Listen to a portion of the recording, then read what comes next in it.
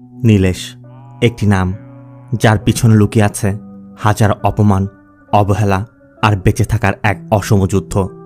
যে সমাজের এমন এক কোণায় জন্ম নিয়েছিল যেখানে মানুষকে কেবল জাতির পরিচয় মাপা হয়, যেখানে নীলেশের মতো মানুষদের স্বপ্ন দেখাও একটা অপরাধ। নীলেশ ছোটবেলা থেকেই তার বাবা মাকে পদে পদে পিষ্ট হতে দেখেছে। সে দেখেছে কিভাবে একটা গোত্র, একটা জাতি একজন মানুষকে মানুষ হিসেবে নয়, শ্রেণী হিসেবে বিচার করে। তবুও সে ভেঙে পড়েনি। তার স্বপ্ন ছিল একজন লয়ার হয়ে সে নিজের জাতির মানুষদের পাশে দাঁড়াবে, যাদের কণ্ঠ কেউ শোনে না, তাদের কণ্ঠস্বর হয়ে উঠবে। কিন্তু কলেজে পা রেখেই সে বুঝতে পারে এই সমাজ শুধু বইয়ের পাতায় বদলেছে, বাস্তবে নয়। সহপাঠীদের চোখেও সে একটা অবাঞ্ছিত আগন্তুক মাত্র। এই অন্যায় অবহেলার মধ্যে তার জীবনে আলো হয়ে বিধি নামে একটি মেয়ে আসে, যার চোখে নীলেশ প্রথমবারের মতো নিজের অস্তিত্বটা খুঁজে পায়। কিন্তু সমাজ এবং বিধির পরিবার তাদের মাঝখানে একটা দেয়াল তুলে দেয়, নিচু জাতের বলে ভালোবাসাটাও যেন অপরাধ হয়ে দাঁড়ায়। হ্যালো ফ্রেন্ডস, দিস ইজ প্লাবন অ্যান্ড ওয়েলকাম টু প্লাবন ওয়ার্ল্ড। বলছি হিন্দি ভাষায় সদ্য মুক্তি পাওয়া মুভি ধারাক 2 এর কথা।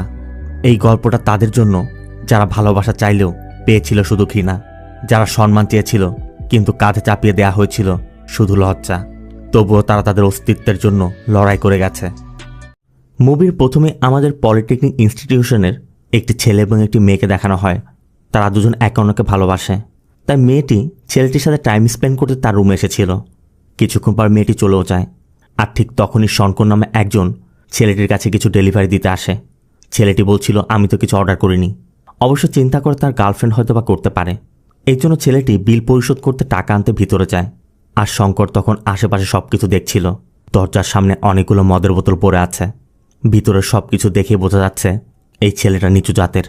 এরপর ছেলেটি বিলের টাকা দেয়া মাত্রই শঙ্কর সেখান থেকে চলে না গিয়ে শঙ্কর একটু দূরে গিয়ে আড়ালে দাঁড়িয়ে দরজার দিকে নজর রাখছিল। এর ঠিক কিছুক্ষণ পর ওই ছেলেটি দরজা খুলে বাইরের সিঁড়ির সামনে এসে দাঁড়ানো মাত্রই আচমকা শঙ্কর এসে ধাক্কা দিয়ে তাকে 3 তলা থেকে নিচে ফেলে দেয়।